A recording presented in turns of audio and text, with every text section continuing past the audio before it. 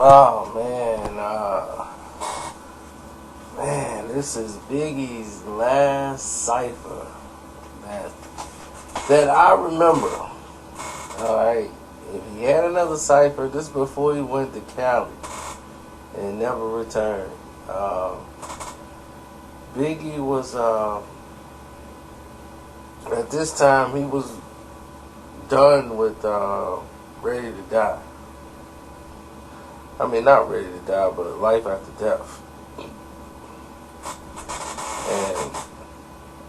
And at this point, it's about promoting the album, getting the album, the direction of what they wanted to do with the record. And I think everything was done with Ready to Die. Life After Death. Because I know this is when he was going back to Cali. I mean, he was going to Cali and this was it. He had left Branson them crib. So Branson was like one of the weed growers in NYC, His spot, he was a guy who cared about the plants, knew everything about plants and how to fertilize them, and he'll be gone for a minute, going to get fertilizer and all this stuff. And Big would be running the crib. It would be Biggie and people he trusted. Like, they'll be running the operation, making sales for him. Biggie Smalls. Multi-platinum rapper is in a weed house. And right next to him is Redman. You got Redman there, Redman's cousin, I think Mike Geronimo and John Forte was there. It was quite a few people there,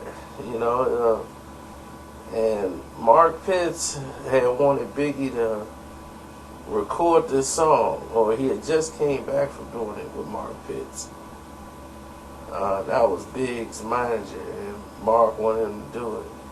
He had just got his label, by Storm Entertainment, I think. And his artist was Tracy Lee. And they was asking Big, how was dude? Like, how was he? Is he dope? And he was like, yeah, like it's business, with Big. It wasn't like, that's my boy, none of that. So Big was just like, yeah, whatever. Roll that up and let's smoke. Let's try this new strand, and Big got jokes for days. So, as they sitting back kicking it, they laughing and joking on each other. And Big's laughing at the fact that Redman, he was like, I won Lyricist of the Year. He's like, I was Lyricist of the Year. I never got a hip-hop quotable. But this guy got two. He got about 2-3 hip-hop quotables in a row. He was like, who was you banging at the store?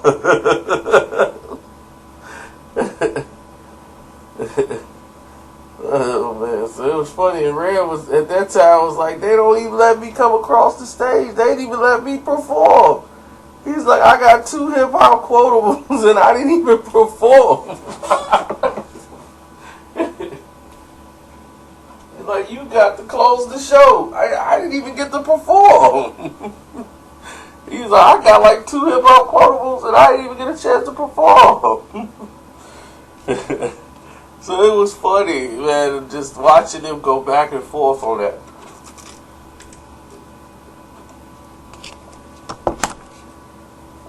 And then they came in on that Pete Rock beat. I think it was Can't Nobody Stop Us or Can't Nobody Hold Us Down or something like that. I can't remember the song.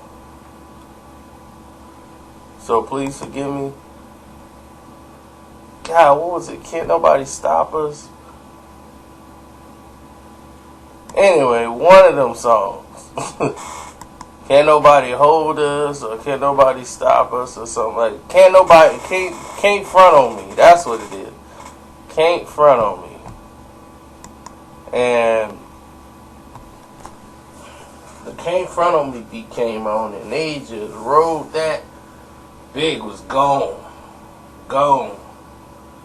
And he did the verse from the song he did with Tracy Lee. I got a new mouth to feed. I'm due soft with keys. Y'all take seeds out the weed. I make cowards bleed. Please, it's my block, it's my rock. Forget the hip hop, the 1-2s and it don't stop. See me, my cousin's land to JNC's stand. Bought 2 bricks, 4 pounds of weed plants from Branson. Now we lamping. 12 mansion.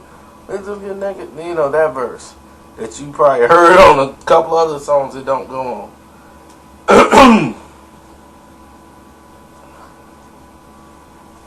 But that verse is ill, you know, and anybody heard it knew it was sick.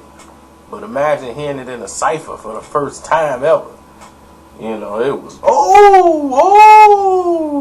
Big was lacing it.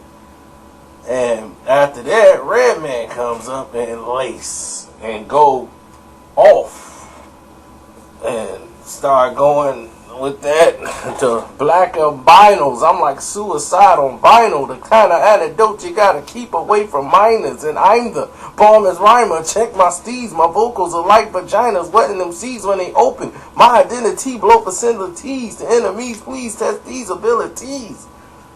When Redman started coming with that, you know, it was on. But he was I mean, geez, man, they both was immaculate. John Forte had a good one. Mike Geronimo, you know, they was alright. They wasn't what Big was. Big was putting holes in them like, I put a hole in you.